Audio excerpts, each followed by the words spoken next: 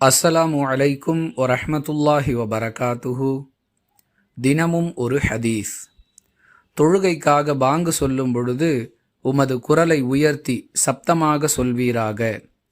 ஏனெனில் முஅத்தினுடைய பாங்கு சப்தத்தை கேட்கக்கூடிய மனிதர்களோ ஜின்களோ வேறு யாராக இருந்தாலும் மறுமை நாளில் அவருக்காக அவர்கள் பரிந்துரை செய்வார்கள் என்று அல்லாஹுவின் தூதர் ஸல்லல்லாஹு அலைஹி வஸல்லம் அவர்கள் சொல்ல நான் கேட்டிருக்கிறேன் என அபூ சயீத் அல் குத்ரி ரலியல்லாஹு அன்ஹு அவர்கள் அறிவிக்கிறார்கள். நூல் புகாரி, ஹதீஸ் எண் 609. அன்பிற்குரிய அல்லாஹுவின் நல்லடியார்களே, நாம் பாங்கு சொல்லக்கூடிய வாய்ப்பை பெற்றால் நம்மால் இயன்ற அளவிற்கு நம்முடைய சப்தத்தை உயர்த்தி உரக்கச் சொல்ல வேண்டும்.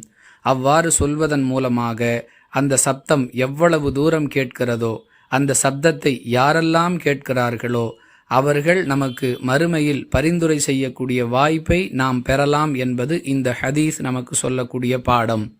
இதுபோன்ற தகவல்களை நாம் அறிந்து கொள்வதோடு மற்றவர்களுக்கும் எடுத்து சொல்லி அவர்களும் நன்மையை பெறுவதற்கான வாய்ப்பை உண்டாக்குவதால் அதன் மூலமும் நாம் நன்மையை பெறலாம். புரிந்து நடந்து கொள்வோம். வாஹிரு தஅவானா அனில் ஹம்துலில்லாஹி ரப்பில் ஆலமீன். அஸ்ஸலாமு அலைக்கும் வரஹ்மத்துல்லாஹி வபரகாத்துஹு.